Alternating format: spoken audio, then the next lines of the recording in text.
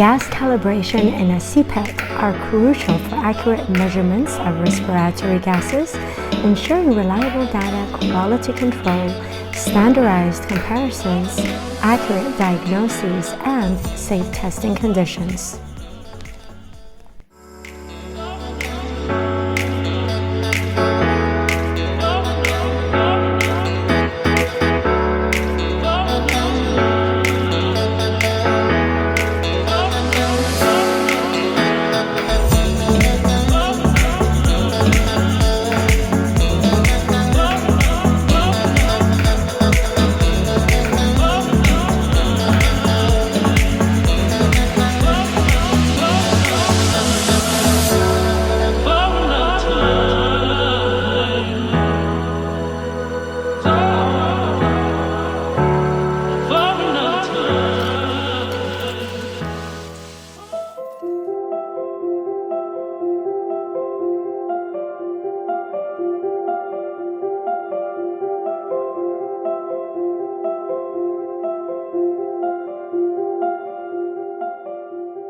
Welcome, Richard. How are you doing? Fine. Did you get good sleep last Yes, night? yes. You had your breakfast about an hour Yeah, ago? yeah. That's great to hear. So I just want to introduce you to the team before we begin. This is the people that will be looking after you. We have Andreas, Jacob, and Eddie. This is Richard. So each one of us is going to be stationed in a position to ensure that you're going to be doing the test in the safest manner. Nonetheless, I want to let you know that listen to your body. If at any point during the test you feel uncomfortable, I want you to immediately stop the test and move along. Okay? So just do the best you can so we can determine who you are. So would you like me to ask any questions? Okay. Basically this test is called the Cpet test. We're going to be checking how your lungs are flowing, so your pulmonary gas exchange, we're checking your cardiovascular system, how well your heart is and lungs are operating, as well as your skeletal muscular endurance. Okay? So I'm going to guide you here.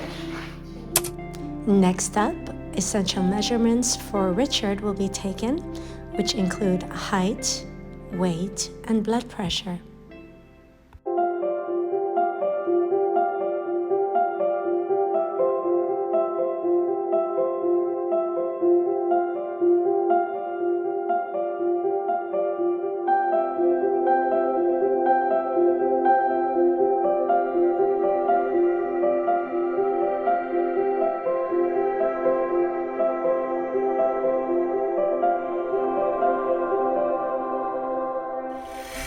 About the process, the starting speed is going to be 8 kilometers per hour and the inclination is going to be 1%. The inclination will stay the same throughout the test, and the speed is going to be increased every 3 minutes by 2 kilometers. Okay, we are going to put you on a mask so the gas exchanges can be measured by the machine, and also we will put you a heart rate monitor so we can check your heart rate and how it responds. Okay. If that wrap around your chest is too tight, let us know. We will check. Also, while you're running, I want you to focus on the stripe, yeah, and the red dot here. So you won't lose focus or stumble or something. And also, be a little bit careful about the wires. The way you're running, we don't want you to touch them. I can focus on the previous. Also, yeah. As I thought, the visibility from the basketball is very good. That's why these marks right here just cover here. And you don't get distracted by the cables. They will get in your way, but try not to focus too much. Look always forward. Now sit down. Raise your t-shirt.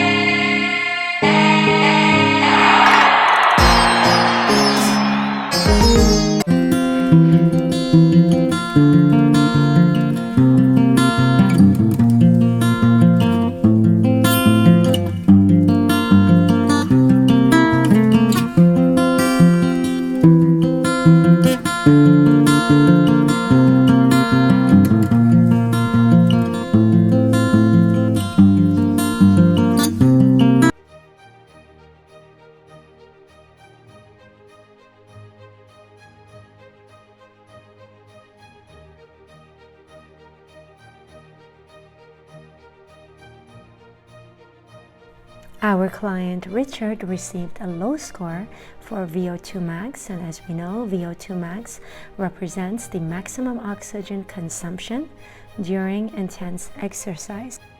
A low VO2 score can have various implications, and its significance depends on the context in which it was measured.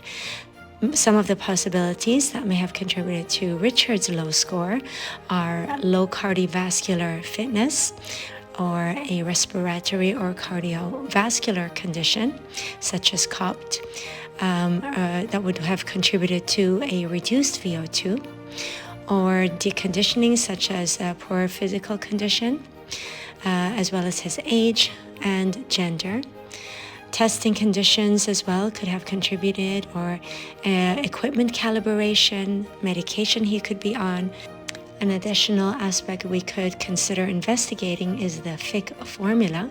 One of the 4 variables could contribute to a low VO2 score, that being the VO2 representing the oxygen consumption, that is the amount of oxygen consumed by the tissues per minute, and this could reflect the metabolic activity and energy demand of the body. Or we could be looking for the cardiac output, which represents the volume of blood pumped by the heart per minute, and this determines the amount of oxygen-rich blood delivered to the tissue, which could be compromised. Or we could be looking at the arterial oxygen content. This is the amount of oxygen carried by each deciliter of arterial blood. And when this is compromised, we could be looking for a low oxygen carrying capacity of arterial blood. And finally, the venous oxygen content. This is the amount of oxygen carried by each deciliter of venous blood.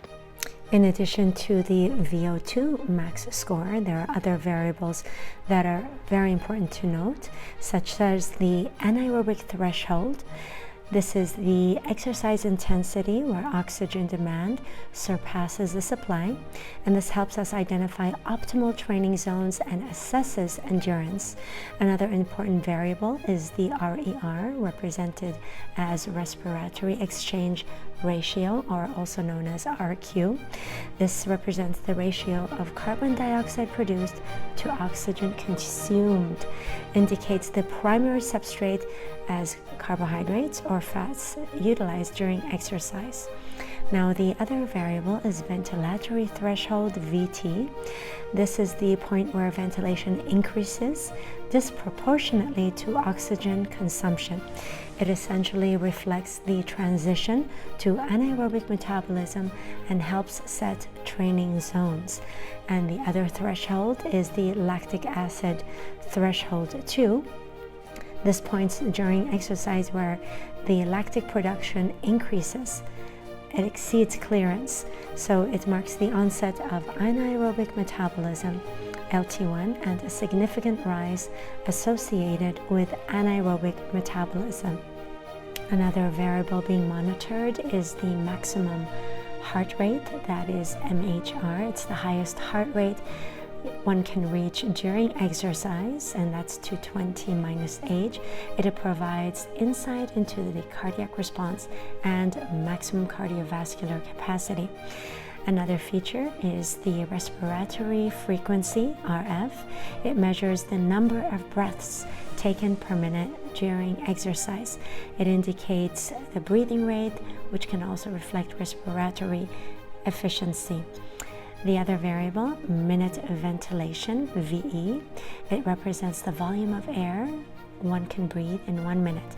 It evaluates the respiratory function during exercise and can indicate breathing efficiency.